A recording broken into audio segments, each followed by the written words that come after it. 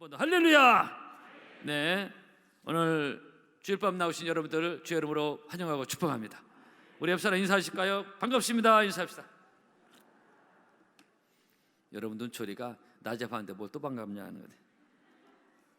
그렇게 하면 안 돼요.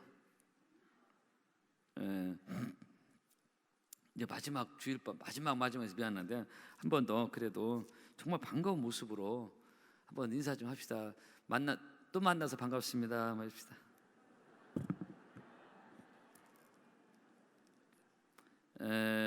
오늘 우리 청년부 오늘 마지막 주일밤 찬양 인도 은혜 받았습니다.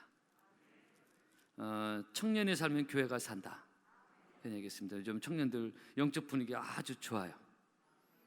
감사하고 요즘 청년들이 정말 많이 교회 더 비판적이고 이렇게 떠나는 청년 무너지는 경우가 참 많은데 하나님께 우리 은혜를 주셔서 주일 밤에 또 얘기지만 제가 가끔 강조 여러분 이렇게 당연시할 것 같아서 당연하지 않다. 뭐가 주일 밤 예배에 청년들이 나와서 찬양 인도하는 게 그렇게 쉽지 않습니다.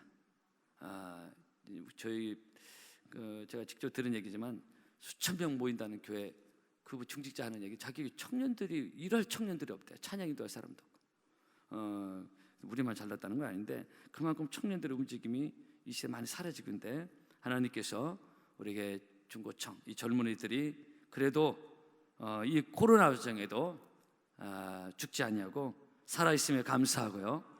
그래서 여러분들은 편안하게 보시지만은 당연한 거 아니다 라는 것을 여러분 분명히 제가 말씀을 드리고 있습니다. 알아보세요 진짜로. 오늘 놀라우신 은혜 찬양 너무 은혜 받았고 I love you 그 찬양도 너무 은혜 받았습니다. 그리고 줄기차게 끝까지 앞좌석에 앉아있는 우리 고등부아이들 감사하고요. 내년에도 청년 올라가 나이 먹었다고 뒤로 빠지는 게 아니라 더 앞으로 나오는 우리 고등부 학생들 될 수 있길 바랍니다. 우리 중고청 또 주일학교 밤예배 많이 나오고 찬양도 되는데 우리 다음 세대 감사하다는 의미로 격려의 의미로 한번 박수 한번 부탁드리겠습니다. 감사합니다.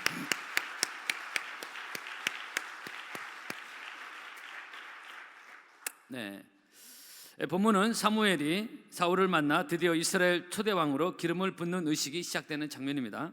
10장 1절인데 오늘 9장을 읽었는데 10장 1절에 이렇게 시작합니다. 이에 사무엘이 기름병을 가져다가 사울의 머리에 붓고 이스라엘 왕 그 기름을 부으면서 이렇게 왕으로 이제 인정을 하는데 근데 본문 25절을 보면은 그들이 산당에서 내려 성읍에 들어가서는 사무엘이 사울과 함께 지붕에서 담화하고 지난번 말씀드린 대로 2주 전에 이스라엘 지붕 우리나라 지붕 구조는 완전 근본적으로 다르기 때문에 우리나라 지붕을 생각하면 이해가 안 된다고 했어요.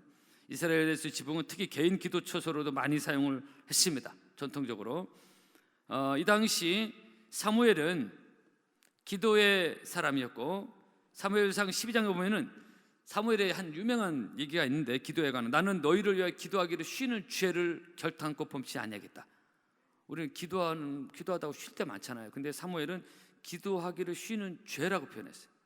이런 죄를 내가 하나님 앞에 결단코 범치 아니하겠다. 이 정도로 기도의 사람이었다는 얘기입니다. 당대 기도의 거장, 영적 거장이었습니다.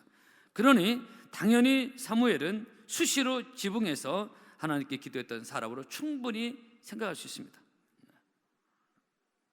오늘 이 밤에 나오신 사랑하는 성도 여러분, 바로 그 기도의 장소 지붕에서 왕으로 기름 붓는 의식을 하는 것입니다. 오늘 보면 25절에 사무엘이 사울과 함께 지붕에서 담화하고 그 26절 사무엘이 지붕에서 사울을 불러 이르되 지붕이 반복되면서 이스라엘 사람들이 소원하고 기다리던 첫 초대 왕의 출현이 바로 이 기도의 장소에 시작된다는 민족적 소원이 여기서 시작된다는 것입니다. 제가 지난해 말씀드린 겁니다. 여러분 이제 곧 다가올 새해 오늘 벌써 금년 마지막 주일밤입니다. 다음 주는 2022년 우리의 새 주일밤을 또 맞이할 건데 다가올 새해 우리의 소원과 기도 제목 본문 기도의 장소 지붕에서 민족적 소원이 시작이 됐듯이 우리도 기도의 자리에서 우리의 소원이 기도 제목들이 하나하나 성취가 되어지는 그런 은혜가 여러분에게 있기를 주의 이름으로 축복합니다. 여러분 기도하기를 바랍니다. 기도를 쉬지 말기를 바랍니다. 기도 쉬는 것을 하지 말아요. 여러분 기도하기를 바라고요. 기도하면 소원이 이루어진다. 한번 따라 합시다. 기도하면 소원이 이루어진다. 왜냐하면 하나님 우리의 기도를 들으시기 때문에 그래요. 하나님 기도를 안 들으시면 기도에도 소용이 없어요. 근데 하나님 우리의 기도를 들으시는 주여. 다윗이 고백한 겁니다. 시편 65편에서 사람은 내 사정 내 얘기 잘 안 들으려고 할 수도 있고요, 잘 들어도 이해가 안 될 때도 있고 잘 모를 수도 있어요. 설령 들어도 그 소원을 들어줄 수 있는 능력이 또 차이가 다 있습니다. 어떤 경우는 들어도 부담이 될 수 있고요. 그러나 하나님은 우리의 어떤 기도나 소원 사정도 들어주시고 거기에 합당한 은혜를 부어주시고 합력하여 손을 이루시는 하나님이신 것을 꼭 믿으시기를 축복합니다. 시편 118편 내가 고통 중에 여호와께 부르짖었더니 여호와께서 응답하시고 나를 광활한 곳에 세우셨다고 말씀하고, 기도에 대한 응답에 대한 얘기가 성경에 어디 한두 구됩니까? 그죠? 그래서 그렇게 많이 나온다는 얘기는 그 기도의 분명한 확신과 응답에 대한 믿음을 가지고 기도하라는 성경에 하나님 주시는 우리에게 메시지 아니겠습니까? 할렐루야. 어느 집 있었는데요, 딸만 6을 낳았고 그 다음 아들을 얻은 집인데, 옛날에 남아선호 사상이 강할 때였습니다. 어떻게 해서 아들을 낳아야 대가 이어진다, 이런 것. 유교 문화의 독특한 사상 중에 남아선호 사상 가부장적인 거, 제가 오늘 3부에도 이런 청년들이 이런 얘기를 하는데, 또 얘기지만 뭐 굳이 반복할 필요는 없겠지만 저는 영적으로 본능적으로 이런 유교 문화에 대해 강한 거부감이 있어서 제가 이거 세게 얘기했다 사실 맞습니다. 여러분 이해해 주십시오. 왜냐하면 하나님은 누구도 차별하지 않는데, 남자든 여자든 그래서 서로 맞먹으라는 그런 뜻이 아니에요. 서로 할 역할들이 다를 것뿐인데 이게 차별이 있잖아요. 유교 문화. 남자, 여자, 남편, 아내, 가난한 자, 부자, 잘난 사람, 못난 사람, 이 세상의 차별인데 유교 문화에 또 남아선호사 이게 차별 아닙니까? 로마서 3장에 예수 그리스도를 믿음으로 말미암아 모든 믿는 자에게 미치는 하나님의 은이 차별이 없느니라. 그렇게 한번 따라 합시다. 차별이 없느니라. 가정에서나 교회에서 이런 외모적인 외관적인 이런 거 차별이 있으면 안 됩니다. 어쨌든 차별은 결코 좋지 않습니다. 근데 유교 문화는 대놓고 차별합니다. 남자, 그다음에 여자. 지금은 이거 많이 좋아. 요즘은 오히려 더 거꾸로 뒤집어서 문제. 남편, 아내 뭐 이런 거예요. 옛날에 아주 심했습니다. 결코 성경적이지 않습니다. 부인은 집에 부엌에서 이렇게 누룽지 먹고 안방에서 아들하고 아버지 밥 뭐 이런 거예요. 이게 정상적 문화입니까 이게? 여러분 예수님은 이 땅에 오셔서 예수님은 그렇게 하셨을까요? 그게 답입니다. 예수님은 어떻게 하셨을까? 예수님이 그렇게 하셨을까? 예수님이 그렇게 안 하셨고 당연히 안 하시죠. 그건 아닌 거예요 이게. 우리는 그런 문화에 젖어 있는 게 많지만 아직도 예수님 이 땅에서 누구도 차별하잖아요. 아이, 여자, 그 당시 숫자, 지금 숫자를 세면 옛날 같으면 그 당시 숫자 세면 남자들만 셉니다. 여자 아이들은 빼버립니다. 사람 취급하는 거예요. 근데 아이, 여자라고 예수님 차별한 적이 당연히 없고 오히려 그 반대였습니다. 어린아이가 내게 오는 거 금하지 말라는 것은 놀라운 말씀이에요. 우리는 그럼 이 시대 문화로는 받아들이지만 그 당시는 이 어린아이는 그런 데 올 수도 없었어요. 어쨌든 우리나라 남아선호 사상의 나쁜 영향 때문에 이 가정도 딸만 6을 주르륵 낳고 어떻게든 아들을 낳아야 된다. 여러분 이러니 여자가 얼마나 스트레스 받을까요? 여러분 여자가 애를 임신하고 출산하고 키우는데 보통 큰일이 아닌데 여자애를 낳으면 오히려 무슨 죄를 진 것처럼 돼버리니까 산후조리도 막 눈치 봐가면서 하고 이런, 여러분 성도 여러분, 이게 상식적이다고 생각합니까? 이거 이런 유교 문화가 옳습니까? 유교 문화가 상식적인가요? 응답이 없는 걸까? 맞는 거 같고 제가 이런 유교 문화를 아주 싫어합니다. 특히 여기 저도 남자지만은 오로지 남자가 더 낫다는 은근한 그런 사상들이 우리가 조금 젖어 있을 수 있어요. 남자가 말하는데 여자가 뭐 말하냐, 가만히 있으라, 이런 거 있죠.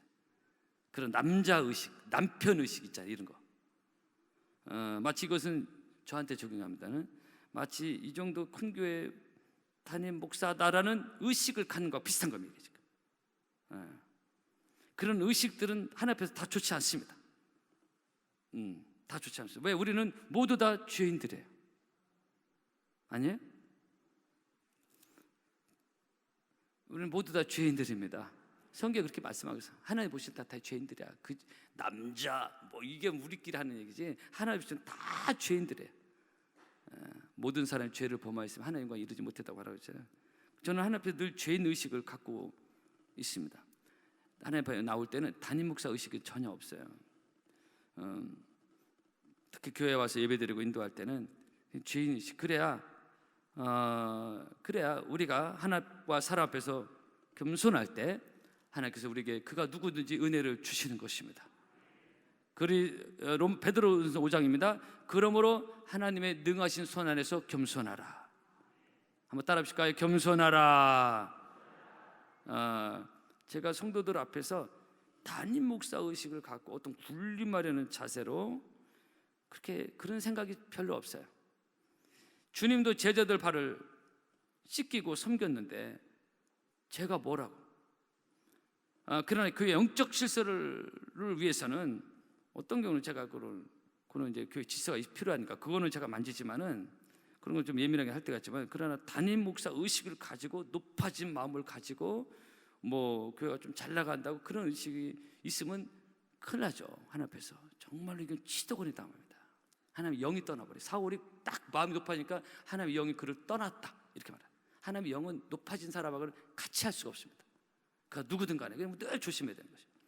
마찬가지로 가정에서도 저에게 좀 미안한데 오늘 이런 잠깐 사이드 나간데, 저는 제가 집에서 남자 가장이고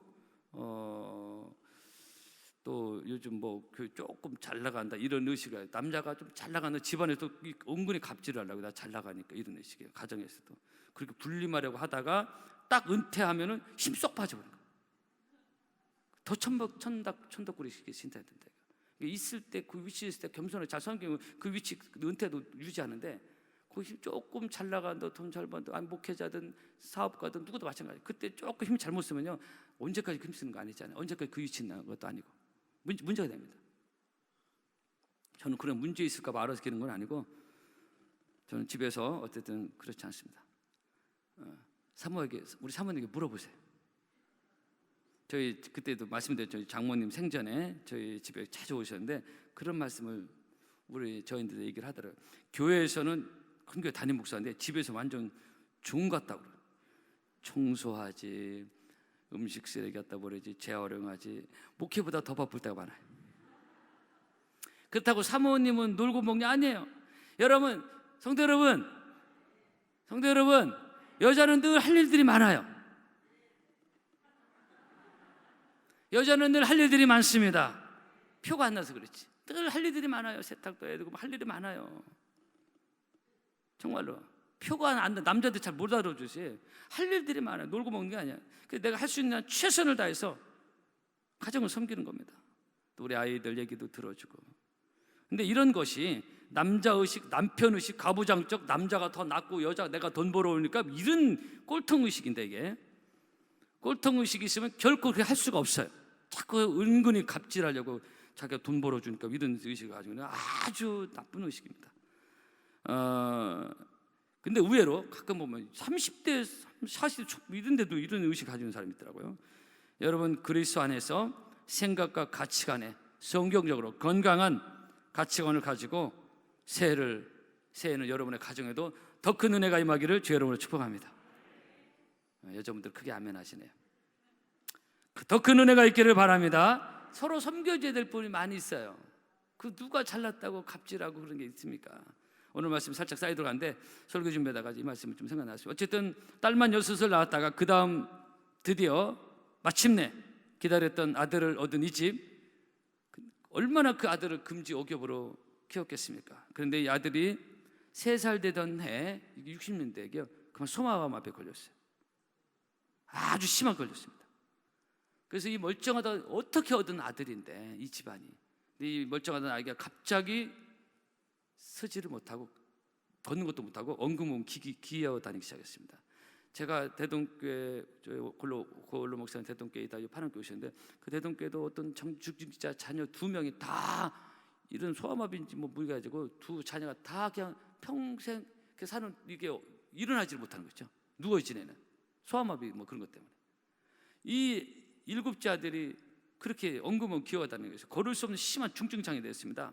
급히 큰 병원 갔는데 의사의 말이 고칠 수 없다 이렇게 나왔어요. 그럼 이 가정 이게 어떻게 얻은 아들인데, 근데요 여러분, 이 아이 엄마가 늘 기도하는 엄마였습니다. 사실 그 아들 얻은 것도 기도응답의 선물이었습니다. 아들을 낳게 되는 소원기도 하나님이 들어주신 거예요. 근데 그렇게 극적으로 얻은 아들이 때 아닌 소아마비가 됐으니 몇 날입니까? 이 당시 60년대, 이 당시는 여러분 장애인을 완전 대놓고 차별하던 때입니다. 요즘은 장애인 복지, 장애인 우대, 장애인의 뭐 말 잘못해 큰일 나잖아요. 근데 20, 30년 전, 40, 50년 전 완전히 장애인 대놓고 차별하던 때입니다. 이 아들은 동네에서 완전 짐승 취급을 받았습니다. 걷지 못하고 기어다니는 짐승이라는 얘기를 들을 정도였어요. 요즘 이렇게 난리 나죠. 자, 이러니 집안에 정말로 세상말로 애군이 낀 겁니다. 걸어다니는 애가 이렇게 된 겁니다. 이때 이 아이 엄마는 다시 간절한 기도를 시작했고 정말 피눈물 나는 소원기도 하나님께 아뢰기 시작했습니다. 주여, 하나님이 주신 아들인데 다시 걷게 하여 주시옵소서. 그렇게 새벽 저녁 무시로 하나님께 기도하고 그렇게 간절히 하나님께 집중적으로 기도하기를 7개월째. 여러분, 우리는 때로는요 집중 기도가 필요할 때가 있어요. 그것이 작정 기도 나타날 수 있고, 어떤 것이, 저도 어떤 거 있으면 집중 기도할 때가 있습니다.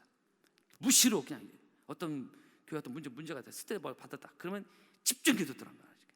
낮이고 밤이고 계속 그 기도를 합니다. 이분이 집중 기도가 들어간 거예요. 7개월 정도 그렇게 집중 기도 들어갔는데 애는 여전히 완전히 기어다니고 있었어요. 어느 날 새벽 기도를 마치고 집에 왔는데, 아니 이 애가 멀쩡히 서 있는 거예요. 남의 애라고 여러분들. 아니 어제 저녁까지 기어다니던 애가, 7개월을 기어다니던 애가 새벽 기도 갔다 보니까 얘가 벌쩍 넘어 서 있는 겁니다. 기적이 일어난 것입니다. 여러분, 상식적으로 의학적으로 소아마비는 회복이 안 되는 겁니다. 그래서 소아마비로 사는 겁니다. 근데 여러분, 기도는 기적을 일으키는 하나님의 능력인 것입니다. 믿음으로 따라 합시다. 기도는, 믿음으로 합시다. 기도는 기적을 일으키는 하나님의 능력이다. 할렐루야.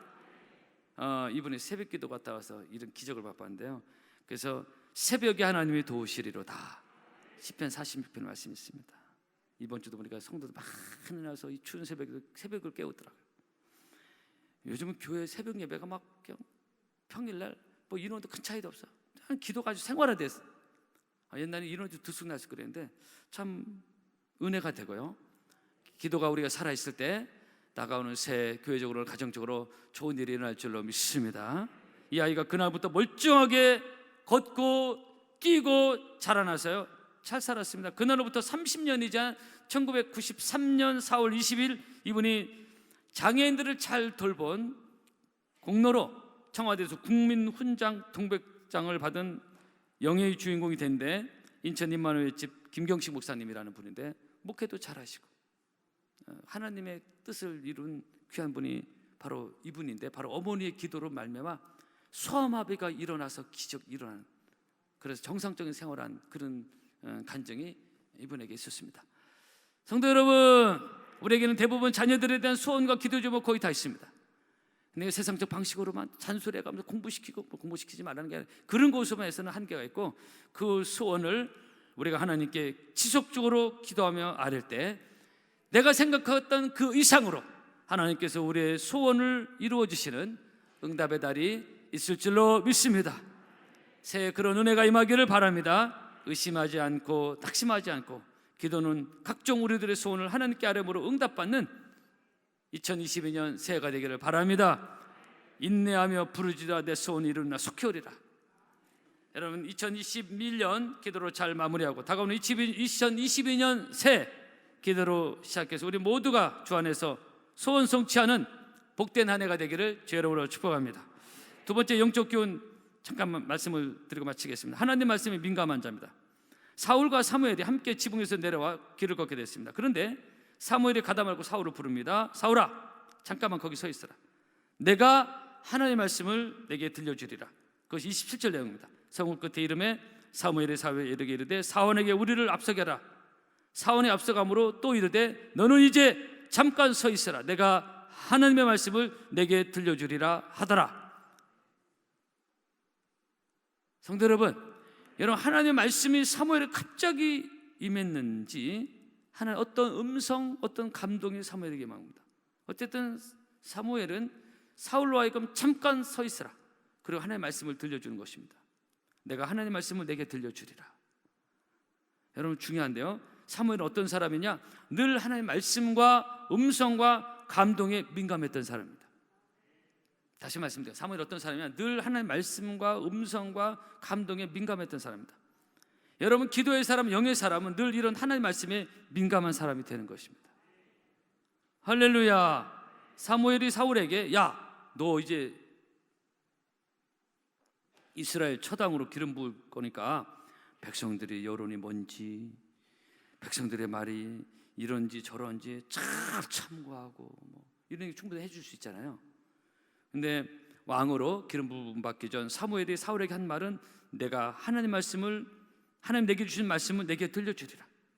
이렇게 사무엘은 늘 하나님의 말씀과 음성에 민감했던 영의 사람, 기도의 사람이었습니다. 우리도 그런 사람 되기를 바랍니다. 여러분, 중요한 얘기인데요, 이것은 저희 영적 가치관이기도 합니다. 우리가 살다 보면, 특히 교회 생활하다 보면 이런저런 사람들의 속에 있다 보니까 사람들의 말에 상처도 받고 그럴 때가 있습니다. 그런데 이때 우리가 어떤 소리에 더 귀를 기울여야 되느냐, 어떤 소리에 더 민감해야 되느냐. 만약 제가 목회하면서 하나님의 소리, 하나님 주신 감동과 말씀보다는, 하나님 앞에서의 시간을 보내기보다는 맨날 사람들의 소리가 어떻고, 반응이 어떻고, 여론이 어떻고, 성도들의 이런 것만 더 많이 신경 쓰면요, 제 목회는 아마도 갈짓자 걸음을 걸 겁니다. 목회가 산으로 갈 것입니다.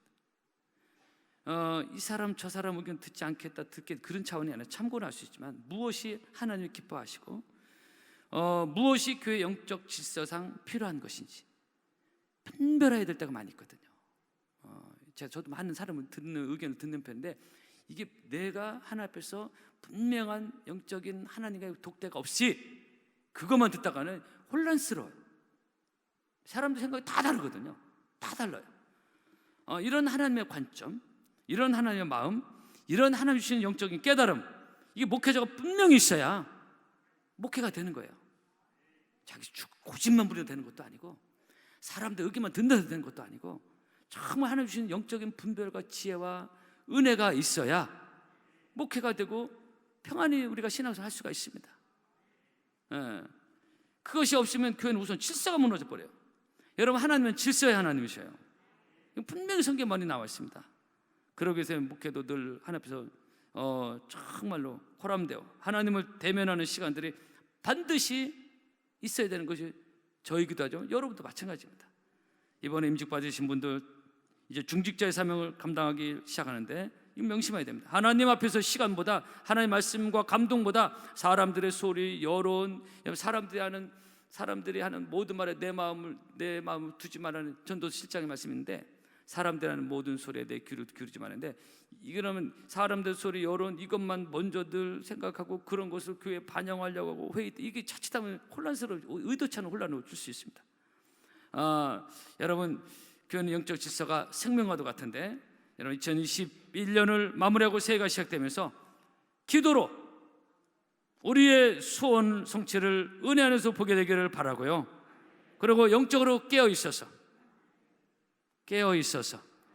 하나님의 소리, 하나님은 살아계신 하나님이기 때문에 우리에게 말씀하신 하나님, 때로는 영몽으로, 깨달음으로, 감동으로, 말씀을 읽는 중에, 설교를 듣는 중에, 예배를 드리는 중에, 아니 운전하다가 여러 가지로 하나님은 지금도 살아계셔서 말씀하시는 우리 하나님이신 것을 믿으시기를 바라고요.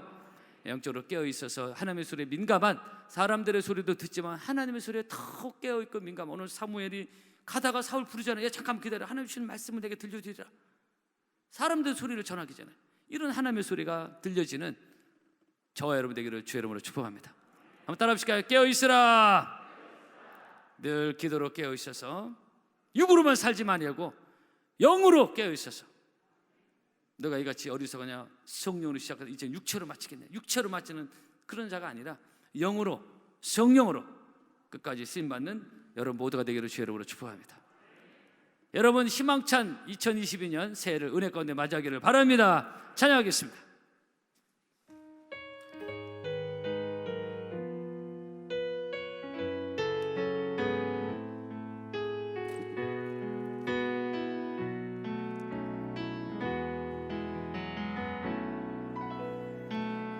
세상을 살아가는 동안에 나의 힘을 의지할 수 없으니 기도하고 낙심하지 말 곳에 주께서 참 소망이 되시리라. 세상을 살아가는 동안에 나의 힘을 의지할 수 없으니 기도하고 낙심하지 말 것을 주께서 참 소망이 하나님의 꿈이 나의 비전이 되고 나의 비전이 되고 예수님의 성품이 나의 인격이 되고 성령님의 권능이 나의 능력이 되길 원하고 바라고 주의 길을 걸어가는 동안의 비전입니다. 주의 길을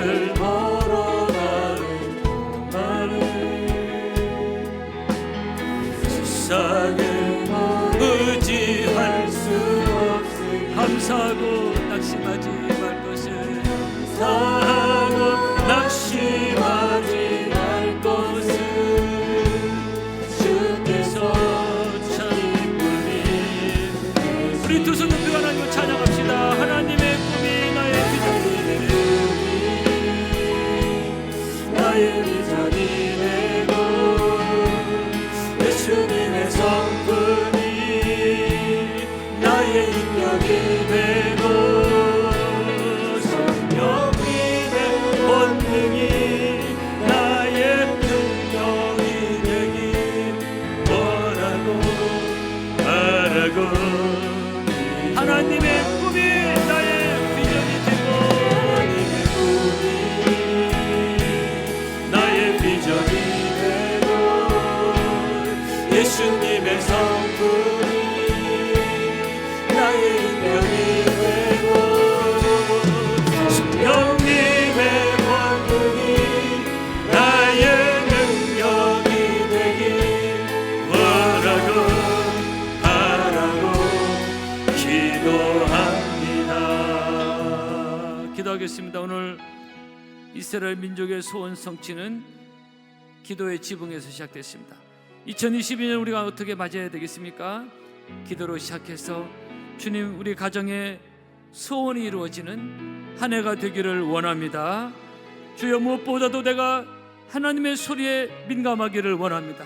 세상 소리, 헛된 소리, 사람들의 소리에 치여 사는 것이 아니라 하나님의 소리, 말씀의 소리, 하나님 주신 감동의 소리 영적으로 깨어있는 나의 삶이 되게 하여 주시고 우리 교회가 더욱더 영적으로 깨어있는 그런 교회가 되게 하여 주시옵소서. 여러분 주여 삼창하시고 두 손 높이고 하나님께 간절히 기도하며 오늘 예배를 마치도록 하겠습니다. 주여 주여 주여 살아계신 아버지 하나님을 찬양합니다. 왕되신 주님을 찬양합니다. 진실하신 하나님을 찬양합니다.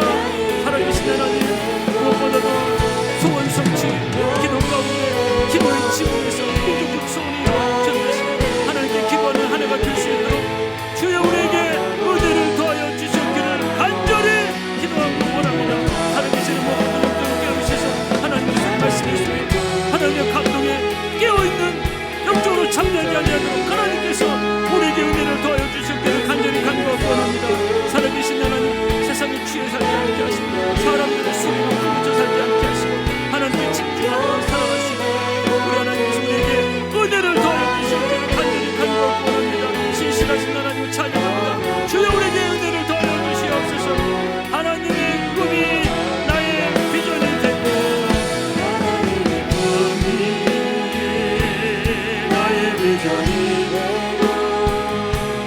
예수님의